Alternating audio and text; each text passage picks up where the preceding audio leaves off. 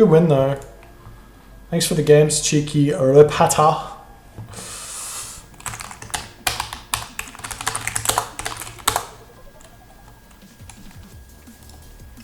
Anyways, appreciate the audience for the games tonight. Had some good ones. Nice win for Zodiac. I'll see you guys next time. But oh, actually,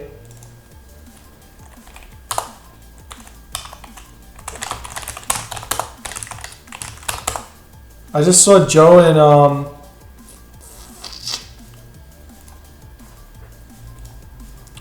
and Rick Grimes playing, so maybe I can cast that.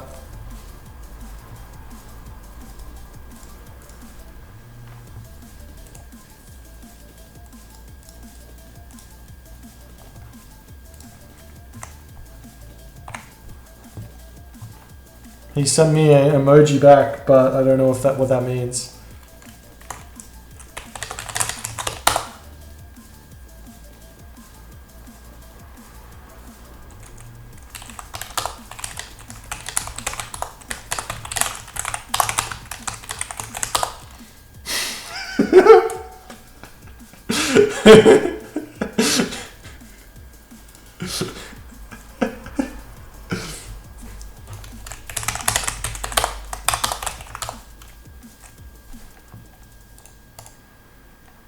Alright.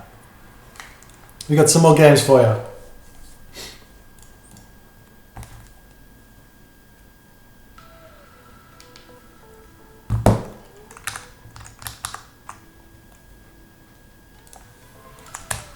I lied about leaving.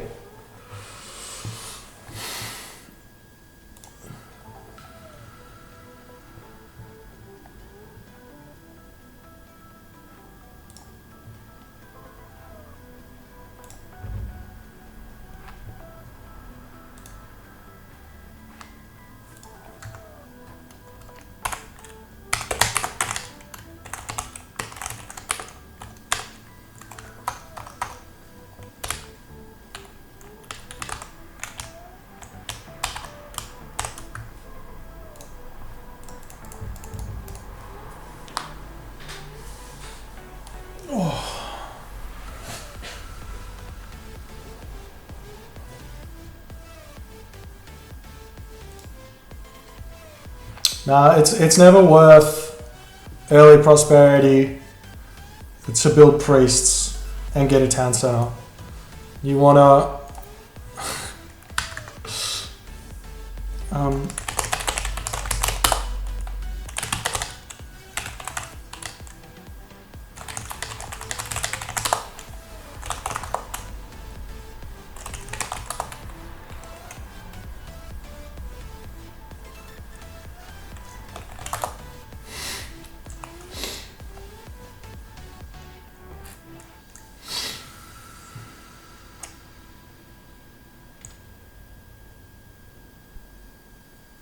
I'm half Greek.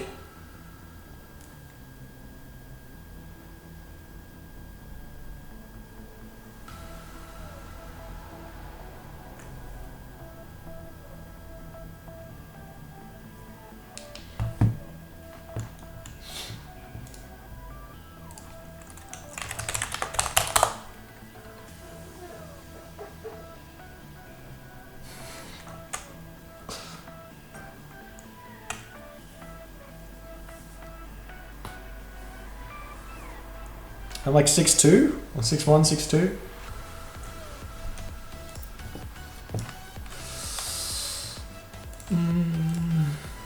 How large is my package?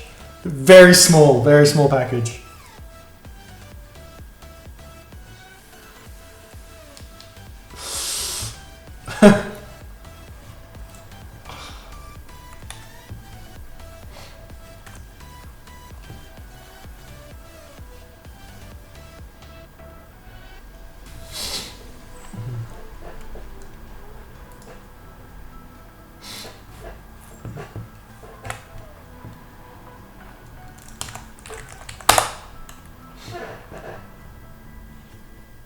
Thanks, Stab. Thanks, man. Got the overlay. Shelty, okay.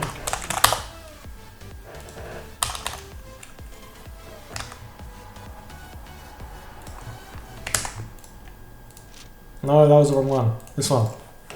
What is going on, everyone? My name is Boyd, and I am back with some more Age of Mythology, the Titans action spawning in the bottom of the map in the red color, playing as Oranos. His name is Rick Grimes 101. He's claiming to be Shelty, and Joe says that he's Mr. So we're going to go with the claim of Shelty. His opponent today in the top of the map, playing as Isis from the DoD clan. His name is Joe, and the map is Alfheim. We've got some Isis shenanigans, we've got some Oranos shenanigans, we got some new Observer UI shenanigans. If you don't know, this is a UI created by Ippa. If you like watching Age of Mythology in person yourself, this is beautiful. You get so much of the view of the screen. Like, I can see over here, and I can see over here, and over here. It's everywhere, man. It feels good. It feels good to be king. Got Fetters of Fenrir over here, and we've got all the other good things going on. Villages building, mining camps going up, and yes, Joe's scouting around with this priest. Always want to get those villages to the gold early so you can get the second obelisk up, which we do see. Obelisk number 1, obelisk number 2. Very, very good. And we've got the cows going everywhere.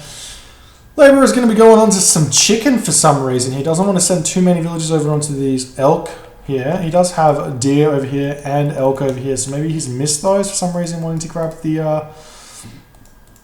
the chicken. Not 100% sure what's the go there. We do see Economic Guild, so that's a 430 coming in for Shelty here.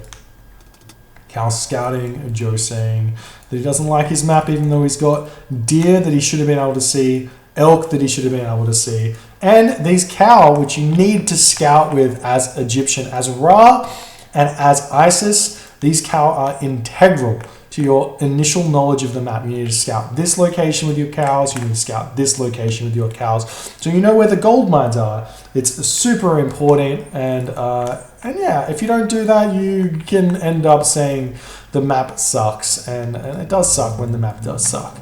But who knows? Who knows? Who knows? We may have a bonkers gold mine like right here, which is just like one wall away from being defended. But we don't know that because we do not have cow scouting. Unlike Shelty, who's all over the cow scouting, and he actually doesn't really need to because his Oranos has the 3 scouts, which is a little touch too many. If you asking me, I feel like 3 scouts is a little bit overkill. I think Oranos would be just as strong, or would be fairly. He wouldn't get hurt that much if he lost 1 scout. Let's say that much. Villages still pumping out here. I think it would actually be an indirect buff to Oranos, right? If you get rid of 1 scout, then you wouldn't randomly Oracle hero your own Oracle scouts, because it's just a waste every single time. It's always better to Oracle hero your citizen and 3 military barracks units or military academy units. It's always better. So, in short, we should definitely. Ooh, looks like we've forgotten some text here. We've got Prometheus finally coming in here for our Oranos player being housed. Joe's being housed. What is this? Joe, my man, 18 of 18. 1 monument to the villages, 1 temple. Is this planned? Joe! Joe, what are you doing? What is this? Is this some new strategy? The houses are going up. Joe's Bast is incoming at 520, 18 population Bast. What is this? What life am I living right now, Joe? He could have been 21 population, 515 advance time. And instead, he's going He's going to be a little bit short there. Does get that villager out to a 19 population, but still, it's going to hurt. It's going to hurt. But we're going to see the power of Isis here. Isis versus Oranos. This is going to be a very interesting one. We're seeing a lot of villagers on wood here. What's the dealio? Villagers on wood. Don't we? Isn't Joe known as the guy that doesn't put villagers on wood? He's getting. We're seeing pickaxe coming through for Joe. Pickaxe coming in for Shelty over here. We've got villagers over here onto the gazelle, and we've seen there's no nice gold mines here for Joe at all. Nice and defensive, nice and tucked away here. How's the income coming in for Joe here? It's looking okay, but it's not looking like he's going to be able to get to the next age anytime soon. More villagers moving on over to this wood line. What's he got planned? This is so different. Thank you so much for the follow. It leans. Appreciate that one, my friend. What's he planning? Where's he going? With 4 villagers on wood at this point in the game. No town center incoming. No armory up. Town center incoming now, maybe? So the gold's all gone. Yep, going for that town center with no real good gold mines. I'm not sure about this one, guys. Sending the cows over here for some reason. Grabbing this town center against Oranos.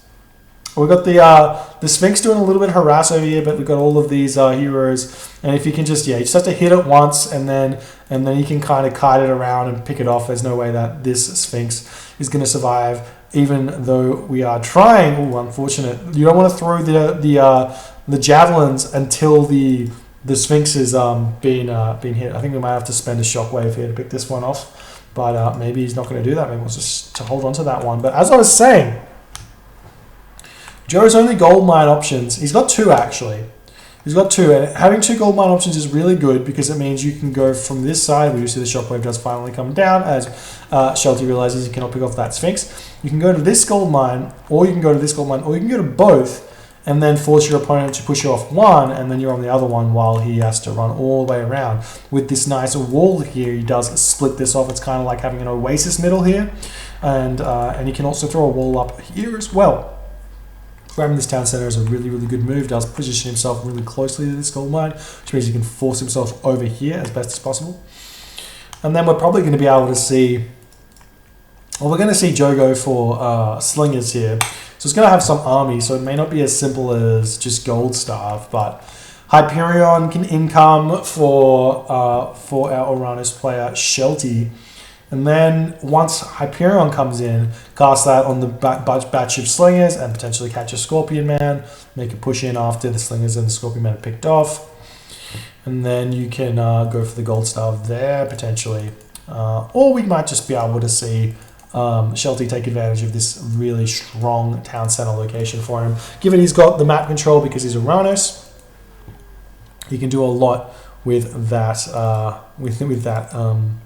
that town center there being in that location. Nice little raid here onto these berries. He's going to actually be able to pick off one of these villagers. Ooh, unfortunately, the javelins do miss there. We do move back over onto this location. There are slingers here, and there is a priest. As long as the slingers target down the Tama and not the Mermillo, he's in a good position there. But losing one slinger for free, basically, a little bit of hit points. Oh, yeah, there's a very low HP Mermillo there.